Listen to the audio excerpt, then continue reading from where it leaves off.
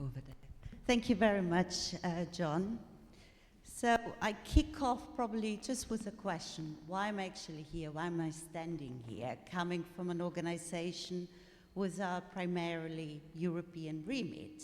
So as you know, GÉANT, and Eric pointed it out today as well, GÉANT interconnects the national research and education networks across Europe, and science in Europe depends pretty much on GÉANT as a critical infrastructure built in cooperation, in partnership with the European Commission and our members, and we have two of them sitting on this panel. But science has no borders, so that is why it is in GÉANT's interest to not only have a European, but a global digital infrastructure in place.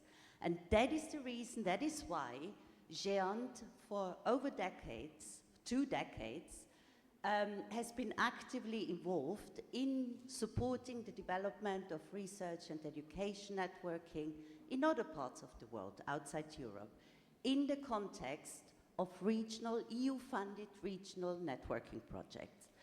And as it happens, it is in the ASREN region, in the EU neighborhood south, where we kicked off such a regional project for the first time. And basically, some of you might still remember David West, who has now retired. But David West, back in 2001, he was 2 days into his job at Dante, which Dante, my organization, was called at the time, and he was sent to Brussels with the task, a bit generic, go figure out with the European Commission and with the partners in the Arab region how to kick off a mini GÉANT project, if you like, in this very region.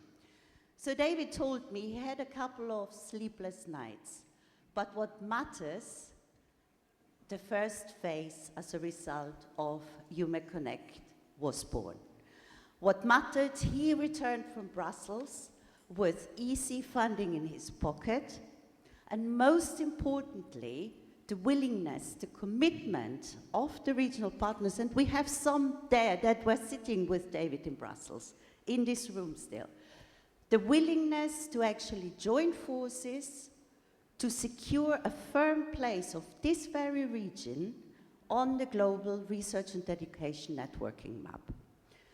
And I was privileged enough for 20 years to be involved in also future editions of this program, so EUMEConnect 2, EUMEConnect 3, Africa Connect. And it's fair to say, yes, it's not always been plain sailing. We had to navigate the events of the Arab Spring, but a lot has also been achieved.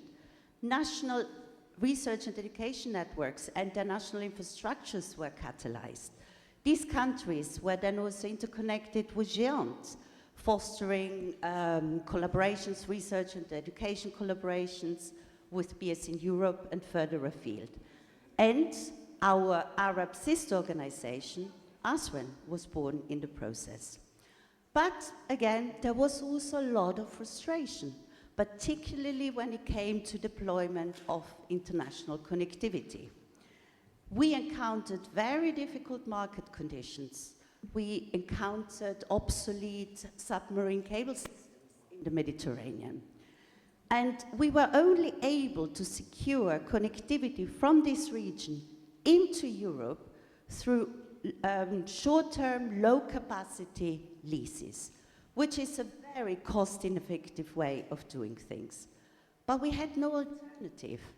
And as a result, this region lacked really access to good and affordable connectivity and was holding also the region back.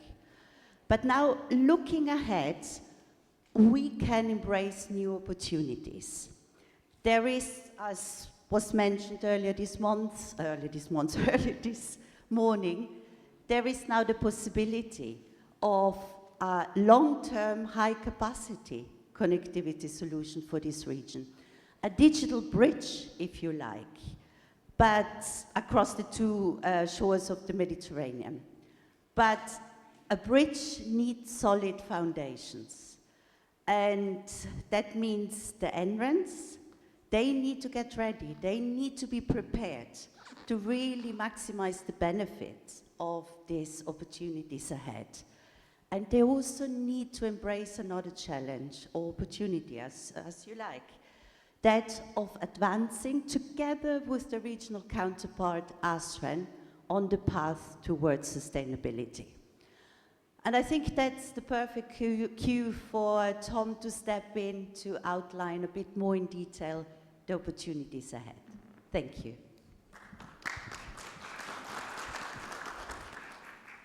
Thank you, Helga. So my name is Tom Fryer. Many of you in the room may not know me, but I have been working for GÉANT for 16 years now, long-standing colleague of Helga's. I've been working with Latin America. I've been involved in the Bella project there, but you've heard that David West has retired, so we've been doing a little bit of changing responsibilities. So I've got the exciting opportunity now to work with ASREN and continue the fantastic work that both David and Helga have done with ASREN over the years and with the NRENs in the region. So, as Helga said, we've heard about this high-capacity, long-term connectivity, which is going to be delivering 200 gigabits per second capacity minimum to all of the North African countries. And it's a fantastic opportunity to really make sure that the future connectivity needs are met, meaning that the NRENs themselves don't have to worry about the delivery of ongoing connectivity. We haven't got to worry about those leased circuits that Helga was mentioned. And when it comes to the Eastern Mediterranean countries as well, we continue to support, not through this long-term connectivity yet, at least, although there are initial discussions to see how the concept of long-term connectivity at very high capacities can be delivered, at least for some of the countries in the Eastern Mediterranean region. So we'll continue with that connectivity. But we have the EU Med Plus project, which was mentioned this morning. So that brings 12 million euros from the European Union, this continuation of the funding that has been provided by the European Commission since 2001. And it really is filling in the gaps, because connectivity is fantastic, it is needed, it is essential. But it's a basic infrastructure that we need. It's like roads, it's like trains, we have to have it. But research and education collaboration needs so much more. And that's where the EU Med Plus project comes in that it is helping strengthen the NRENs, it's helping strengthen ASREN as well in governance, in its sustainability long-term, beyond hopefully the lifetime of the EU Med Plus project, which is 3¾ years away now. But it will be looking at things like trust and identity that Eric mentioned this morning in one of his slides as the key, one of the key cornerstones for what we do. It will be looking to support open science and security, CSERTs, etc. And above all, helping to really bring that community. One of the really fantastic things I think about the EU Med Plus project is that it isn't just GÉANT and ASREN that are doing the work. We're very lucky to have NRENs in the region, from Lebanon, from Morocco, from Jordan, that are putting effort into the project to help the other NRENs benefit to the maximum from the project. And we also have CYNET and NORDUnet, who are bringing their expertise in the development of NRENs and regional networks as well to contribute to the project.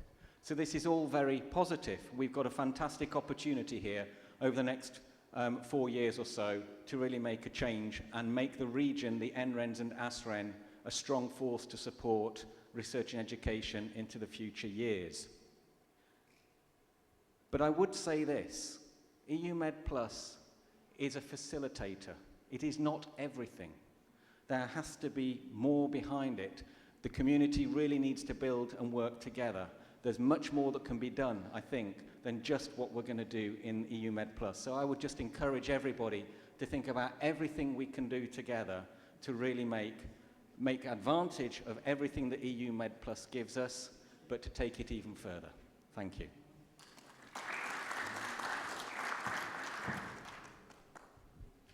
Thank you, Tom. Helga?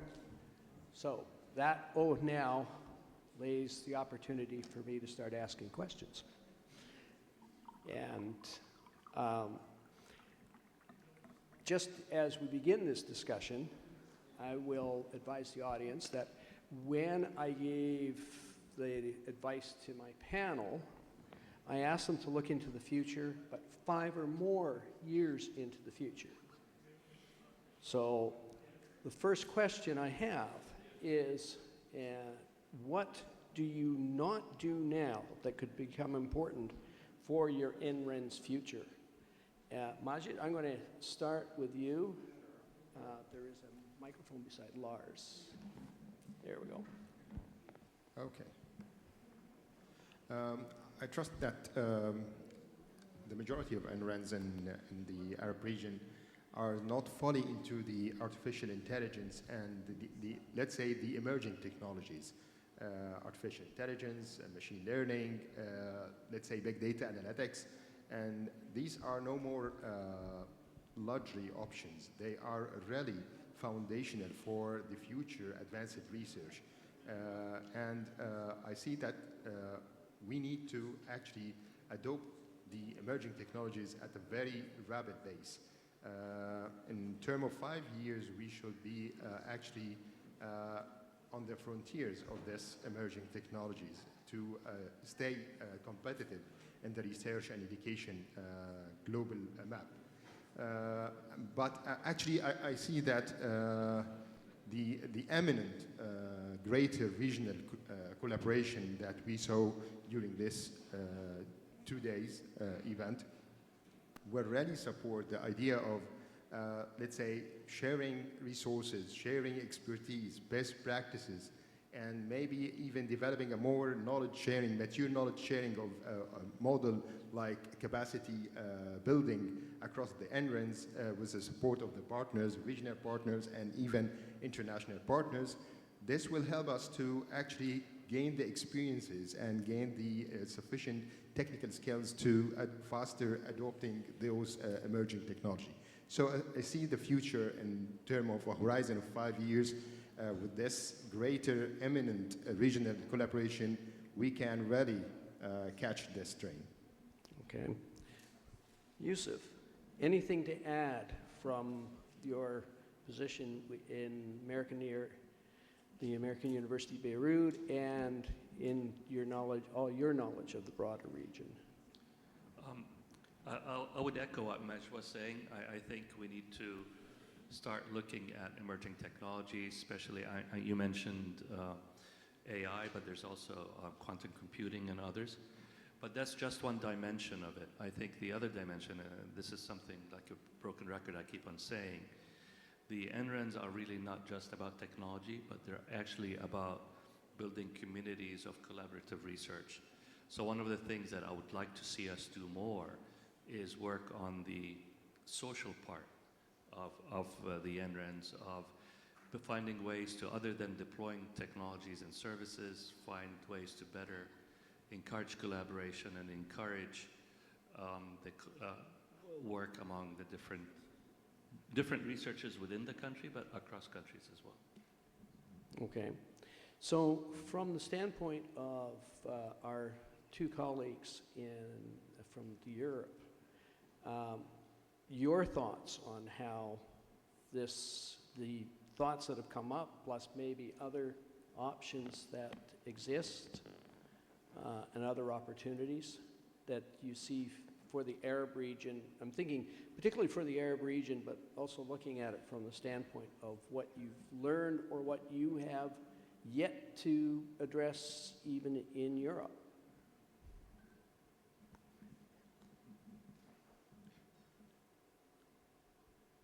So I've been involved with RNE networking since the late 80s.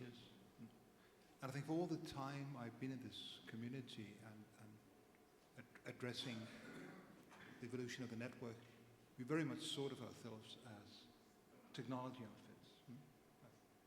You were saying. We've been very focused on developing the technologies that allow us to have very, very high-speed connectivity and some nice services around that.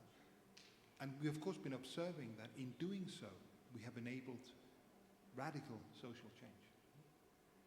And we've also observed that we have worked quite closely with certain aspects of science, nuclear research and so on, helping them transform how science is done, helping them transform into data-driven science disciplines. But we haven't, to the same extent, worked with educators. We haven't worked with the professors, the people who actually do the teaching at the universities.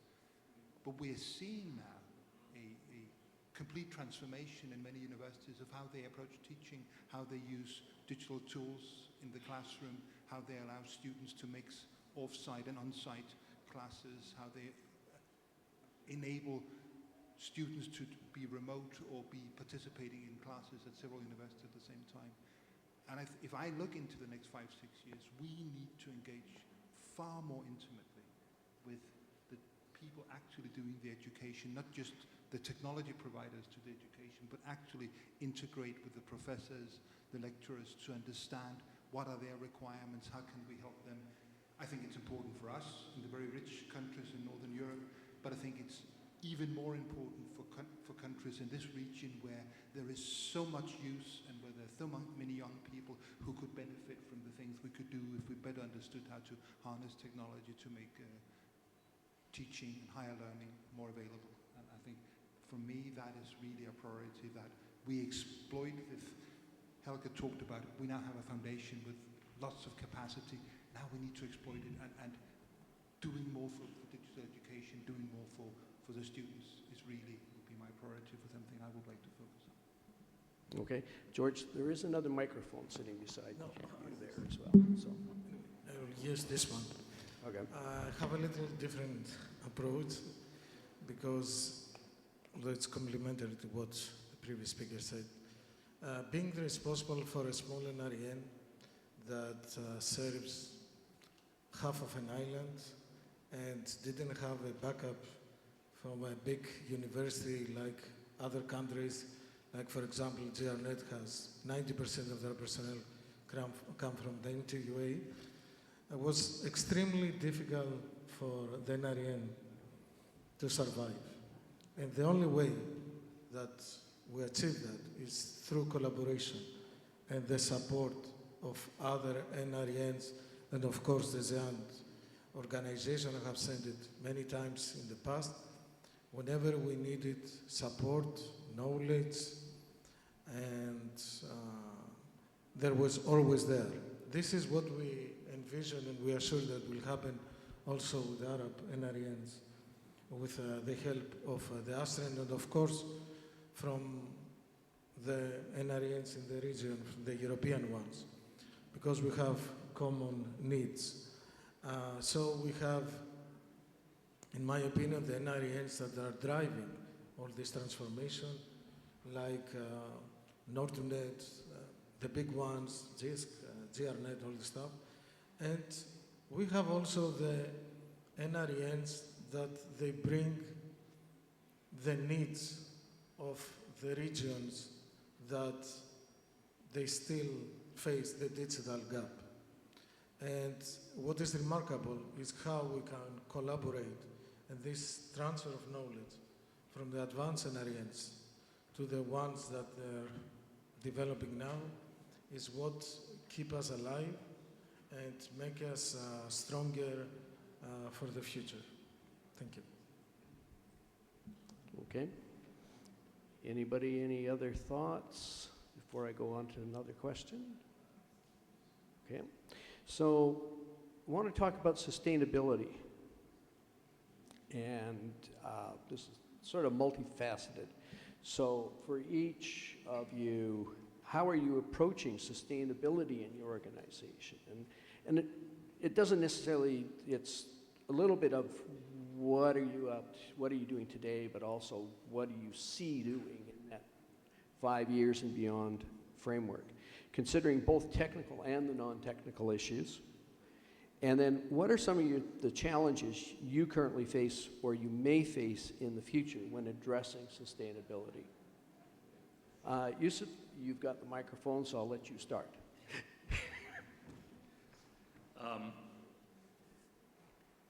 That's a big question. I know.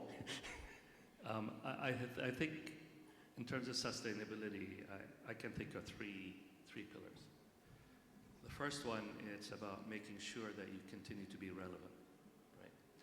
So as an NREN or as any institution, you want to make sure that the services you're providing are actually relevant to your community, they're making an impact, and that requires a lot of the things we've talked about, collaboration, outreach, etc. The second one is, maybe that should have been the first one, is funding, right? And where do you get the money? And the way we do it is to beg, borrow, and steal, right? Well, beg and borrow, maybe not steal, Okay. but the idea there is the way we're doing it in Lebanon is we have each of the institutions contribute a base service fee, and then for every service that we provide, we see which institutions want those services, and then they collectively fund that service. So it's always a very collaborative, very inclusive method. And the third one is, and this is especially relevant to places like Lebanon, I don't know if it's another one, is talent retention. The question is, how do you become competitive enough to retain your talent? And in places like Lebanon, create an environment where you encourage the talent to stay in the country as opposed to go somewhere else. So I think now that's the challenge. The good news in all of this is if you do things right, they all come together. Right? So if you focus on what does the community need and where you can make an impact, then you create an environment that actually attracts funds, but also attracts and retains talent. And a great example of that is AUB, where I work right now, is with everything going on, the faculty and the staff and the students don't want to leave because they see the impact that the institution is making. Great. Okay. Majid? Okay, as a technical guy, we'll start with the technical part. I trust sustainability from the technical perspective as actually through the OpEx part, like trying to lower the operational cost or operational expenses. And we really work hard at our side on this part, and we really achieved a lot by adopting energy efficient technologies. This is very important to lower the cost of operations.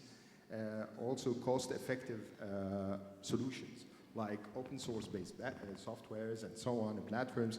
This really relieve the budgets and the funding schemes at our end. So also cybersecurity. You might see that cybersecurity is a bit off the table in terms of sustainability, but actually it's really contributing to sustainability of services, continuity of our network, the trust of the community in our network. So this is how we actually address the sustainability from technical perspective. Non-technical perspective, it's actually towards more into the sustainable funding, diversifying our sources, trying to move from like leaning towards the totally funded from the government to have some additional value added, higher value added services for the community where we can have some contribution to be more sustainable. Indeed, also the robust governance structure. This is actually an ongoing challenge for us to make sure that we have this robust, flexible, let's say future-proof governance structure. This is ensure the sustainability. Last but not least, advocating for policies for global partnership. This is really new for me as a technical guy. When I have appointed to be the director of ENSTINET, I started to realize that there is a big deal to do this. Advocating for policies, for regulations, trying to make it politically align with the needs of the community and try to have this partnership with the global communities, with global partners like GÉANT network and like indeed regional like ASREN and so on. This is advocating for policy is indeed one of the sustainable non-technical part as well. Thank you. Okay. George, I'm going to pass this down to you next, as I'm sort of moving the scales here as to where we see probably who's got the easiest job and who's going to have the toughest job. So, George, here. Talking about the sustainability of the NRENs and okay, this also depending on the NRENs. You know, mostly in the past. And it's still the case in the European Union, a lot of NRENs are financed by the government. And we saw that there is a tendency, the NRENs, to become a part of a bigger organization that provides a lot of services. For example, HPC, connectivity, cybersecurity, and in my opinion, what we have to do is to expand our members. We have to serve not just universities in the research area but also hospitals, which by default are also research institutes. And we serve a very niche market, and we have to expand it. And also, we need to expand our collaboration with commercial providers, as we do it also with the networks. We are the enablers through our mandate to provide better services for the research and education community. And in order to do this, we need to have more collaboration with commercial providers. For example, we have a framework under GÉANT, which is called OCRE, Open Cloud for Research and Education, that help a lot of institutes to have access to cloud. And also, we're trying to do the same for cybersecurity and other initiatives. Okay. Lars, anything to add? Yes, so as you were hinting before, right, compared to a number of the people we heard this morning, I come from an organization that is extremely privileged. Microphone is not picking up. And I really, having heard this talk this morning and been in a workshop with many of you yesterday, I really admire the incredible hard work that goes into building infrastructures and NRENs in this region and doing things that are sustainable despite incredible struggle to have the funding and the resources that are needed. At the same time, I think sustainability is always about providing value. Yousif talked about relevance, and relevance is about convincing somebody that what you do provides value for them. And to me, that is always about identifying all the different groups that you're providing something for whom what you do may be of value. For some universities, it's simply about the connectivity. For others, it may be about the digital platform for teaching that you can provide for them.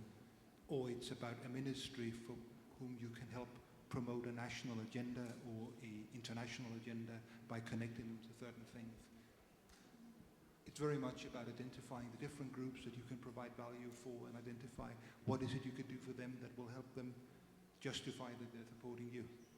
So that's very much, for me, key to sustainability. And the good thing, I think, about that is that very often we can provide the things that these groups need through partnerships.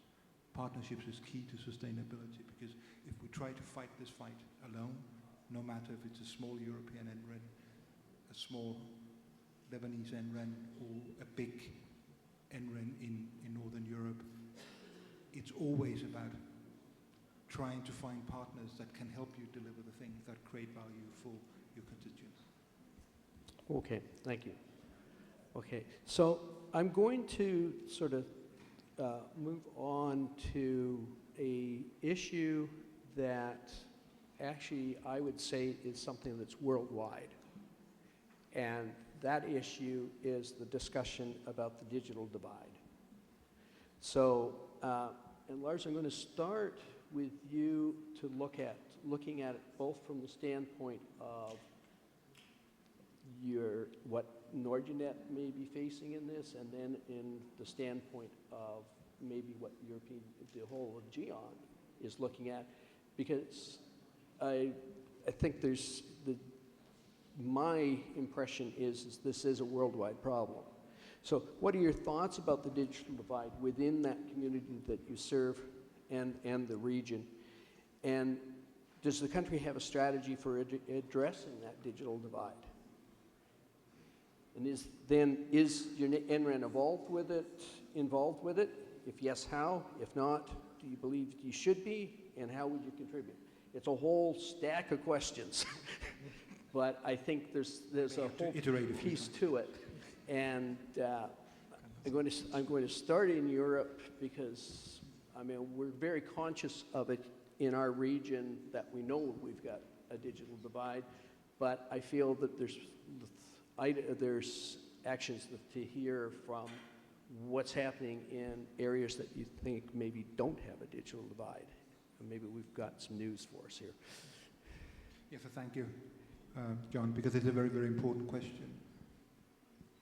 It's a question we've been grappling with in Europe for many years, because as you know, Europe has politically gone through a number of phases of expansion and political turmoil and changes. And so there's been a lot of effort by the European Commission sort of put into countering and making sure there is not so prominent a digital divide in Europe. But I think to me, if I look at my region and my part of Europe, our promise to our universities, to our researchers, and that comes back to the value we're providing, is that through the NREN, through the research network, they connect to the world. We tell them that research is global, that no matter what they do, no matter who they choose to collaborate with, no matter which research projects they undertake, no matter if it's in the middle of the Arctic, if it's in Africa, if it's working with researchers at a nuclear research facility in Japan or in China, we connect them to it, and we provide connectivity that is superior to anything else they might be able to get. And we can only give that promise if research networks are everywhere, if every university, every researcher has that connectivity. So we can't allow ourselves to just be focused on providing terabit connectivity for the University of Stockholm, because if they're the only ones with that connectivity, it doesn't help us. We need to make sure that here in Tunis, in Lebanon, on Cyprus, there's the same superior network, that the researchers have the same opportunities, and that we can promise to connect researchers with them. And we can only do that by collaborating, all of us, and forming partnership with each other. So that's why I'm here, that's why we're supporting these efforts, because the existence of ASREN, the ASREN community and the ASREN NRENs is fantastically important to us, because it's part of our guarantee to our researchers that they can work with this region. Okay. Majid, how, in the region here, what are you seeing? Okay. And your thoughts? Digital divide is indeed a significant challenge and issue. Yes, indeed, worldwide, but maybe especially in our region. And what I would like to say, I would like to have like a definition for the digital divide first, so to see how it really impacts us. It's like separate that with access to modern information and telecommunication technologies from others without, usually in underserved areas. And this separation actually hinders the delivery of quality education, the delivery of research opportunities as well. And this is the real challenge. As the country strategy for this, Egypt is trying to do the strategy through initiatives to expand the infrastructure, the internet connectivity, and indeed internet penetration, and let's say improve the digital literacy, informal education program, embarking in a very great informal education exercise, and plus like availing the knowledge, access to knowledge and to educational resources free of charge for every single citizen through the Egyptian Knowledge Bank. This is really how the government works. And NREN, as trying to help in this exercise, we help in providing high-speed connectivity to educational institutions and to research and institutions, providing and creating platforms, digital platforms that really help in collaboration, help to disseminate and avail the access equally to the communities in terms of learning management system, publishing platform for participation in open science, in terms of, you name it, access to international resources through the gateways of Egyptian Knowledge Bank with over 23 international publishers. This is how we try to serve as NREN. Building capacity. We do a lot of training for educators, for family members sometimes as well, for like through the Children University. We have a program for informal education called Children University to also do this as part of our efforts at NREN, local NREN, to support this.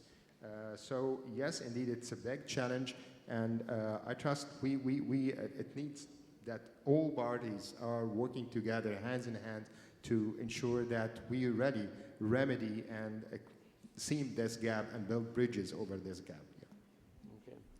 Yousif, you have come, obviously, the situation right now in Lebanon creates its own problems. So your own thoughts on the digital divide and... I mean, to me, the digital divide is really about providing access to digital technology to people, right, to the community at hand. And if I think about it, at least in Lebanon, almost everybody has at least one or two devices. So it's not a matter of providing devices. I think it's a matter of two things. The first one is building an infrastructure that allows, or providing infrastructure that allows people to connect through those devices. And then the other one is about capacity building. Educating and reaching out to the researchers and the educators to learn how to use those devices in the best possible way. The way I'd like to describe it is, addressing the digital devices, really building an infrastructure and capacity that allows us to do what I've been calling for a while, the any to the 6 infrastructure, where anyone can connect from any device, from anywhere, at any time, to any resource, to do anything. And I think most people think of digital divide, and maybe it's true in other parts of the world, it's about the device. To me, it's about the infrastructure, allowing people to use any device to access the resources, and then teaching the researchers and the educators to take advantage of that. Okay. George, anything to add? Or, Yes, I will continue what Yousif was saying. Digital divide has 2 major pillars. The one is the infrastructure and the access to infrastructure, and the second is the digital skills. And the important is what we do in order to make this gap smaller.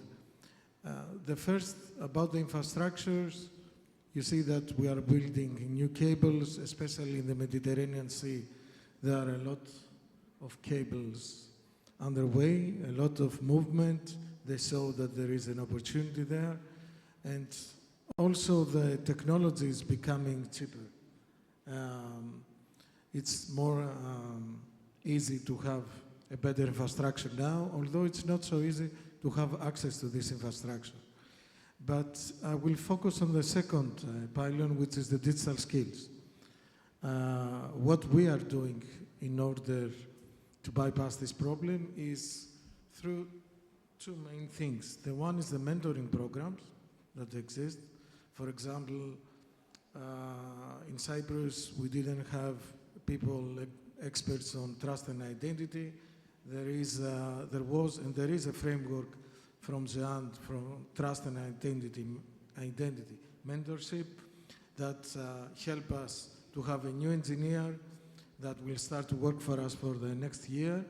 And also all these twinning projects. The European Union, you heard yesterday the engineer mentioning that. Today, it was another meeting yesterday. The engineer offers twinning opportunities between NRENs that have the knowledge and the expertise and the NRENs that they want to absorb this knowledge. So if I wanted to suggest something, is if you have a specific needs, just send them to ASREN or to your contact point, and I'm sure that there will be NRENs willing to help you to educate your people. Thank you. Okay. Okay. So John, Yes. if I can add to that, right? Because I very much agree with what Yousif and George were saying here, that to overcome a digital divide, we do need a fundamental platform of infrastructure to exist. And as we heard in the introduction to the session, with some of the new cables being built in the Mediterranean, we are making enormous progress in ensuring there is this fundamental platform of infrastructure that will deliver capacity. But the other thing that we need is the capacity building inside the institutions that enable us to exploit that infrastructure. And yesterday, we had a workshop on the future of ASREN and on what the members of ASREN require of ASREN, what the needs are, and what the structures of ASREN should be.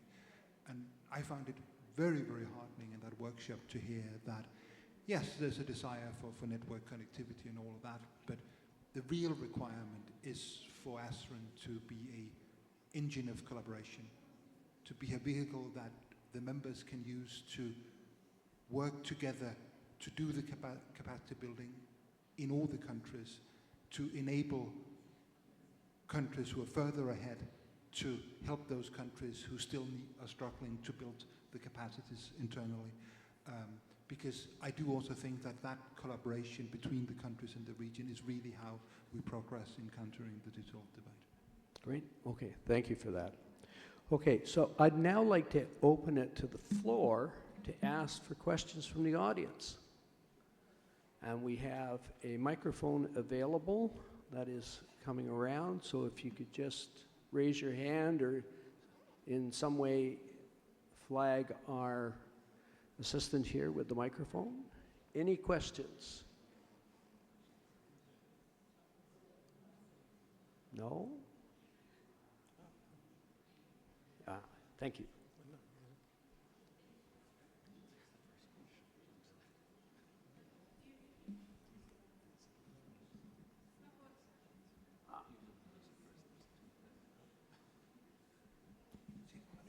Yeah. Yeah. Good. Thanks.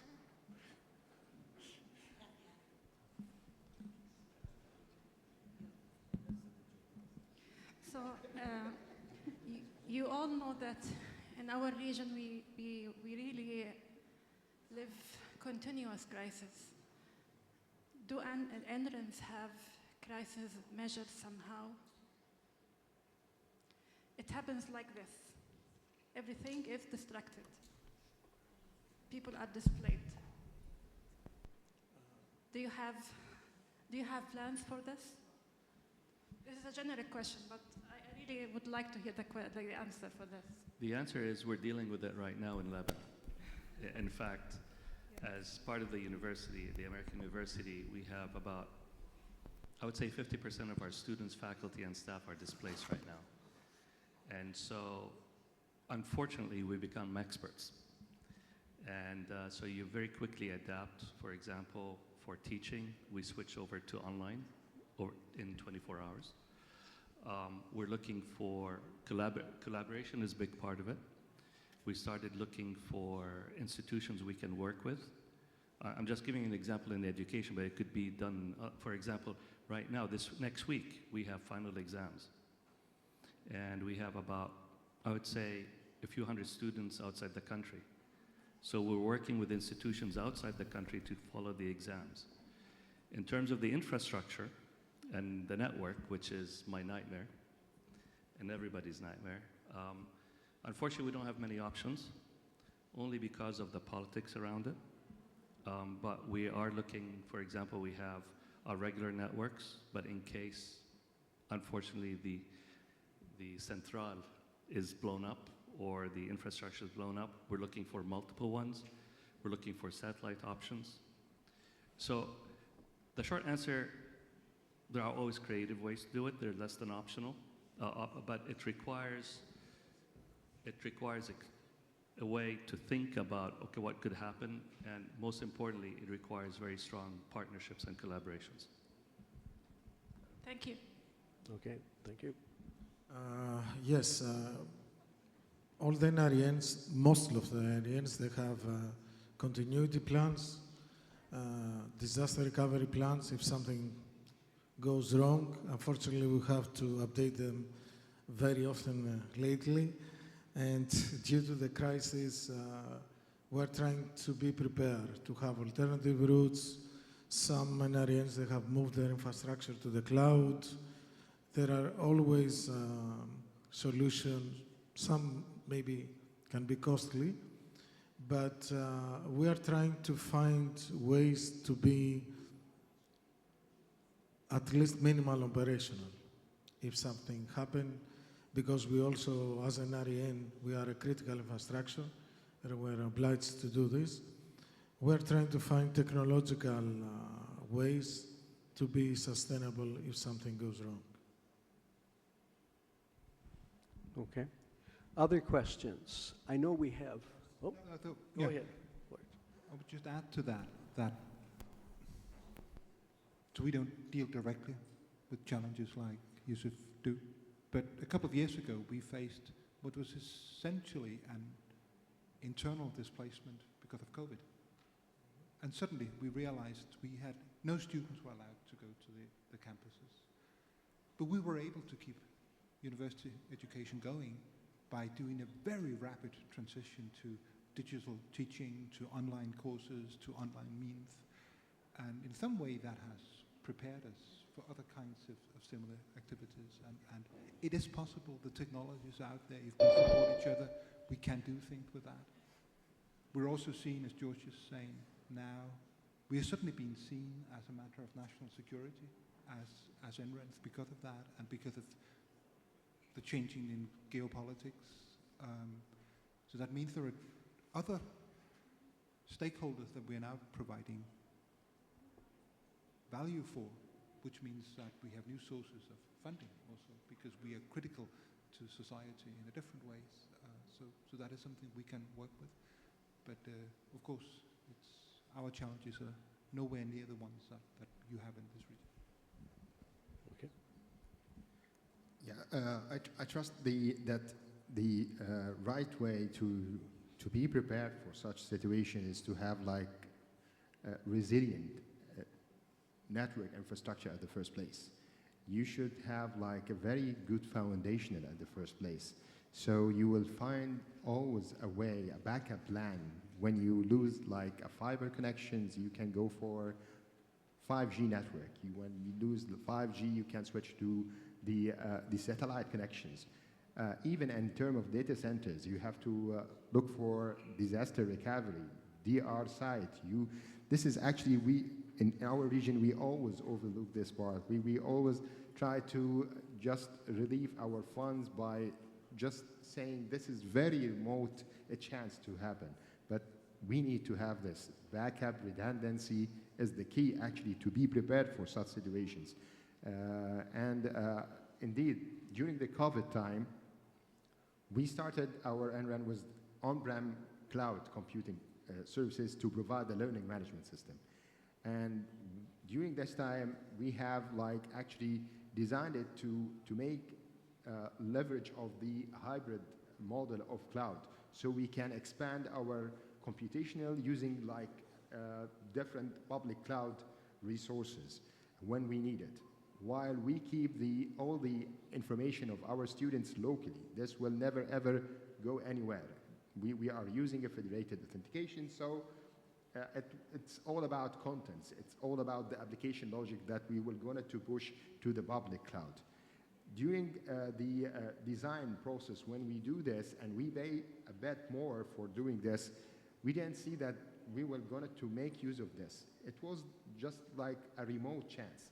But when the COVID hit, we actually expanded our cloud by going through the hybrid channels. So this connection, and we already served 18 million basic education students.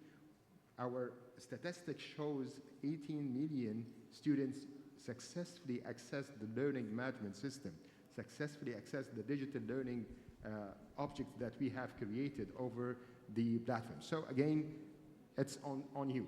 But by the way, sometimes we create our own devils.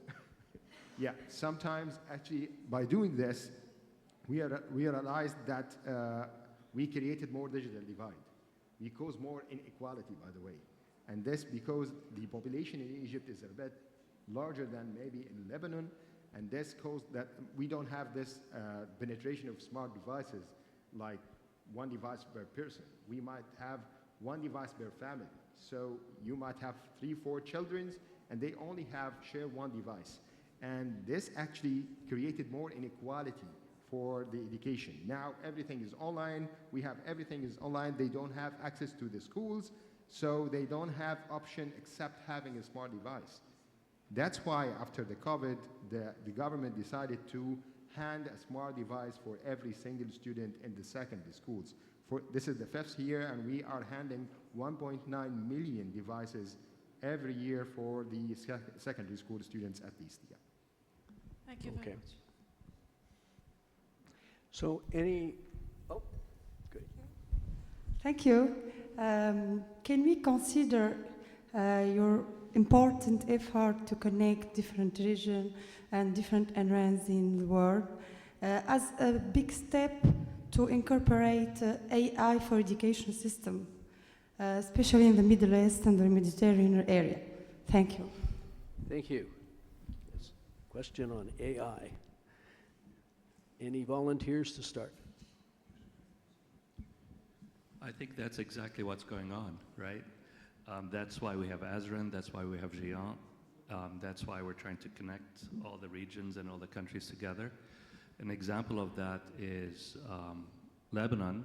Right now we have the HPC for Lebanon project, which is a joint venture with CERN, where we set up a high-performance computing center in Lebanon, and it's connected to CERN.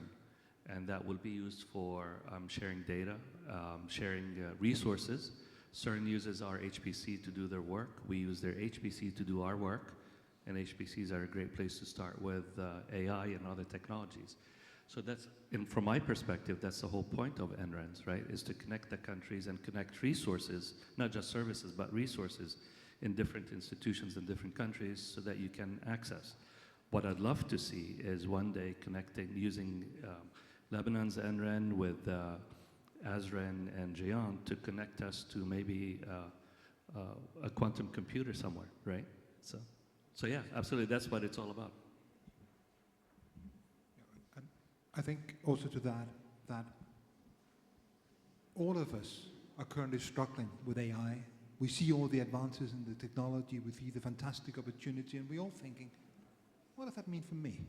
How do I exploit that? How do we make that do something for our users, for our NREN? And one of the things we can do there is learn from each other. There is always somebody in ASREN, or somebody in Egypt, or somebody in Cyprus who's experimenting and have a clever idea. And if we can make them meet and talk to each other, we can draw out those things. And actually this week, there's been a meeting in Poland, in Poznan, where one of the things GÉANT does for us, which is very important, they start what we call special interest groups. So those are not funded projects, they are places where the people who work in an area can come together and talk to each other, share experience and learn from each other. So GÉANT just hosted the very first meeting of the Special Interest Group on AI in NRENs. And I had a colleague who went there and demonstrated a technology we have developed, that we do a lot of educational material online, so we allow universities to record videos of their lectures and put them online. And they would like to subtitle them, so you can read the subtitles in different languages, or you can enjoy the videos even if you're deaf. And he demonstrated a tool that uses AI to do all that subtitling in many languages there, and showed that to colleagues from all over Europe and potentially from all over the world, and learn from them what they're doing. So that is one of the ways where we can do something here and learn from each other. So I agree. This is what ASREN is all about. Coming together and learning from each other about how to exploit new technologies like AI. Any other thoughts, George? Real collaboration in AI and high-performance computing means a huge data transfer. You need networks that are very fast, very high capacity. And for example, now there is a call in Europe for AI collaboration. It's called AI Factory. And in order for a country to be part of it, they demand at least 100 gig connectivity. This cannot be done without an NREN. If an organization tries to buy 100 gig for the national connectivity in order to have a collaboration with another institute in another country, good luck. They can't afford it. So this is where we step in. That's why we have all these international networks that you heard before, that in the region will be 200 gig, mainly for supporting this kind of activities, like AI or high-performance computing, which cannot be done through commercial providers. Okay. More questions? Yes, thank you. I'm asking about virtual reality in education. Can we replace virtual classroom in our life now, or make as a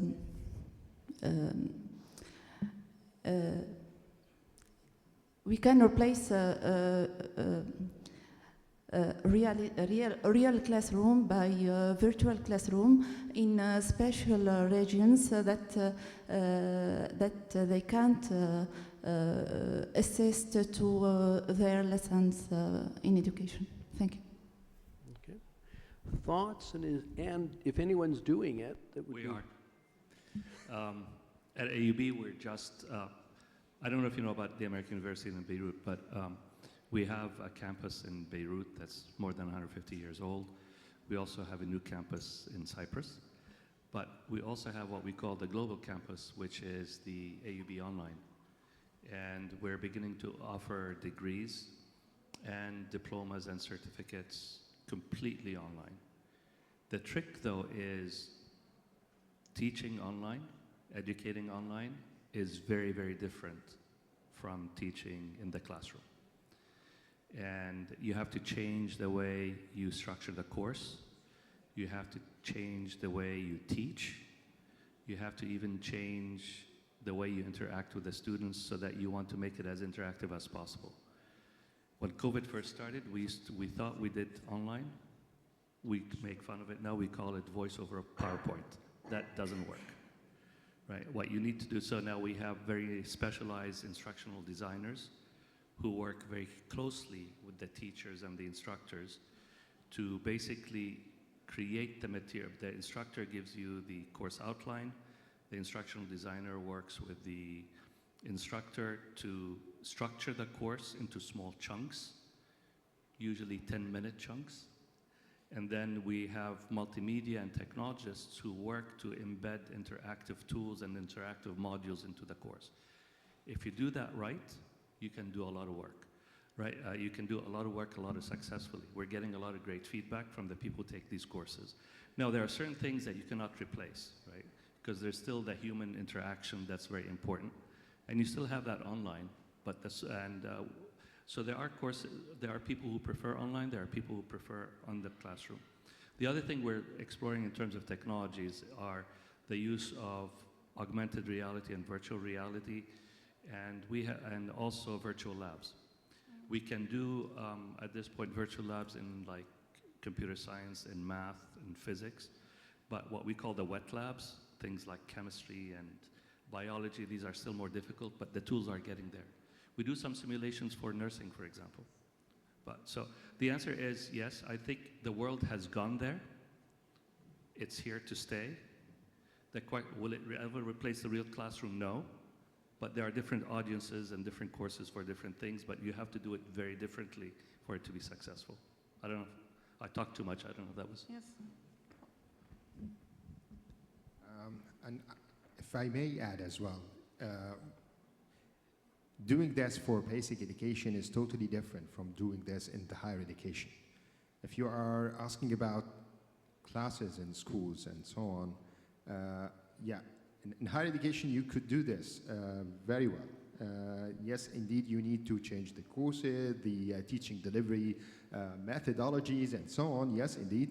But for the younger age, you need actually this kind. The school's not about lectures or about the classes or subjects that they are learning. It's more about social interactions.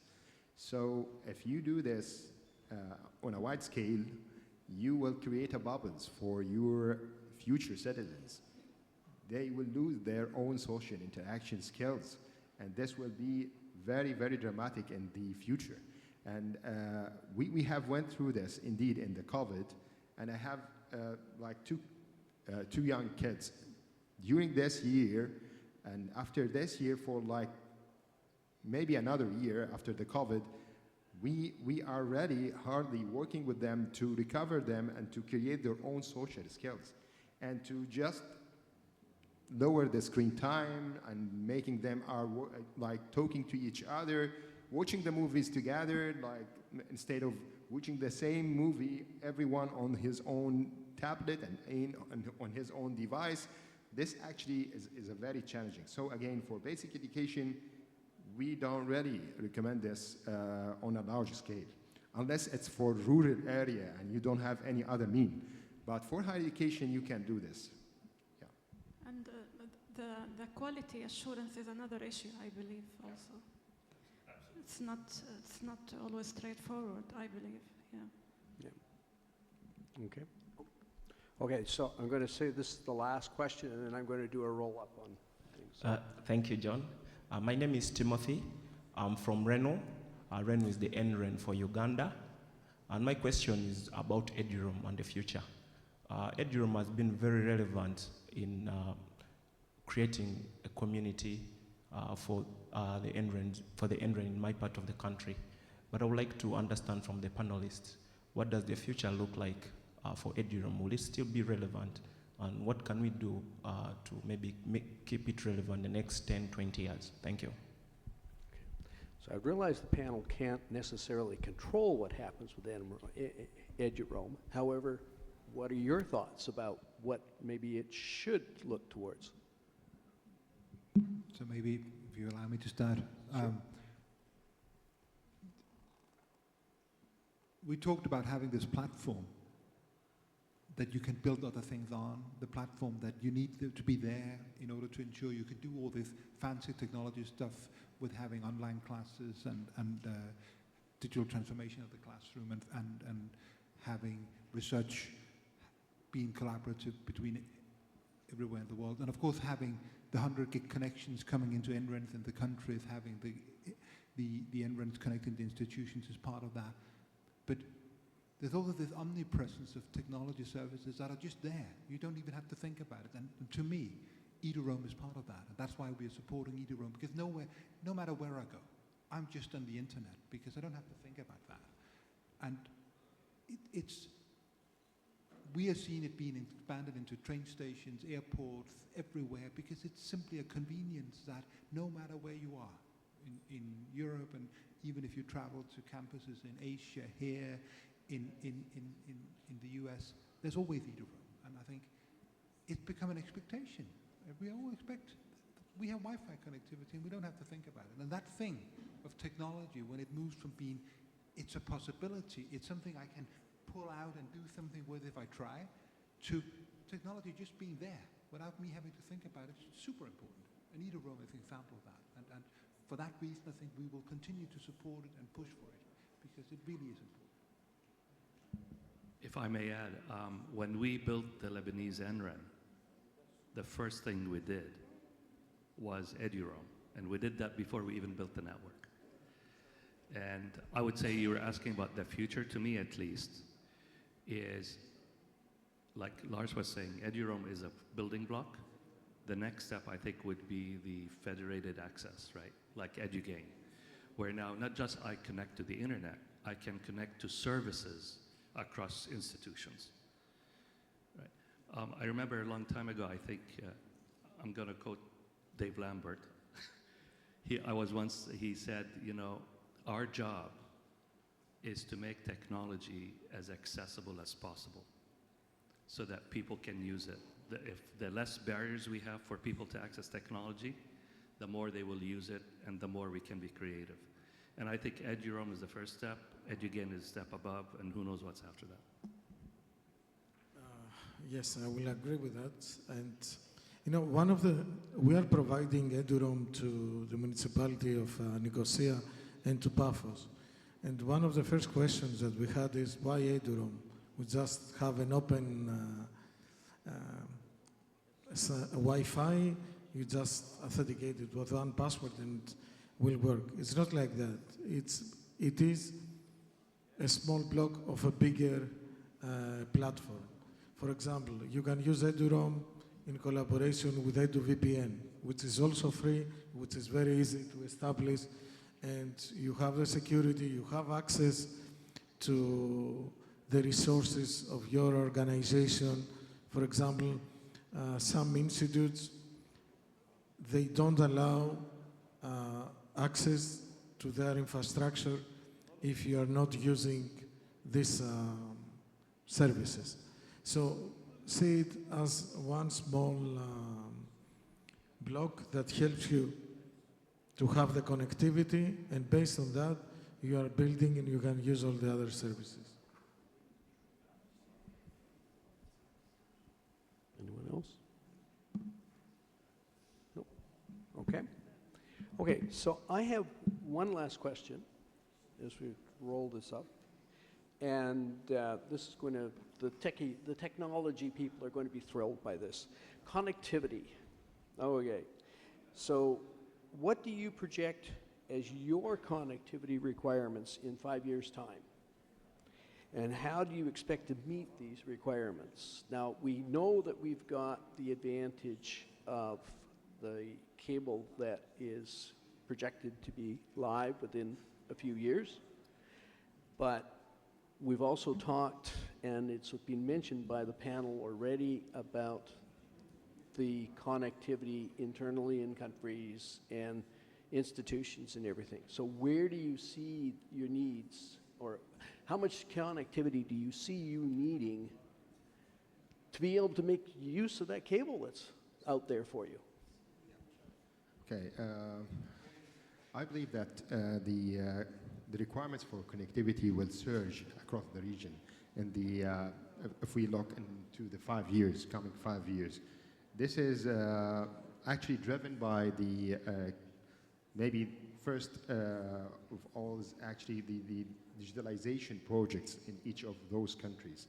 Those are actually making more, introducing more users and more communities to the requirements of high bandwidth connectivity.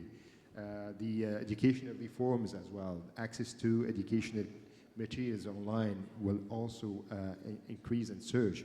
And indeed, the eminent greater regional collaboration that we are actually see in the future, in the very near future through ASREN, indeed. And today we have, in the opening session, we have the Arab Association of Arab Universities, and we have also the Federation of Arab Scientific Research Council. I believe the three of those regional communities or regional bodies, ASREN and ARU and FASRC as well already, can help foster this kind of collaboration that will help us to, let's say, promote and encourage kind of shared open science platforms. This will increase more bandwidths, and I trust that in terms of the next 3 years, we will be like minimum requiring, let's say, utilizing 80% of the 200 gig that we are looking for. Yeah. Okay, so that's where you are, where do you see with what you've got? What do you foresee further the investment in that bandwidth, and what would you see as being sort of your next? Yeah. Yes, the next step actually is indeed to equally upgrade the local infrastructure. This is really needed, and we hope that by, let's say, relieving the fund of each of those countries from the international part of connectivity, we can reinvest this part to upgrade our local connectivities. That's actually our plan.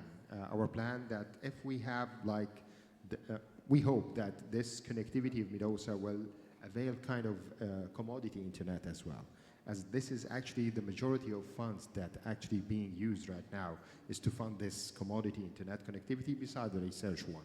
So if we have this connection that actually serving both, let's say,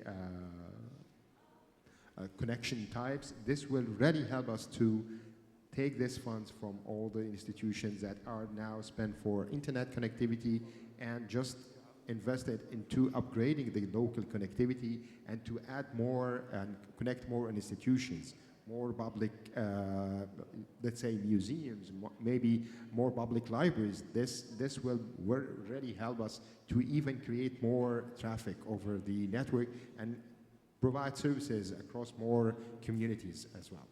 Okay, thank you. Yousif?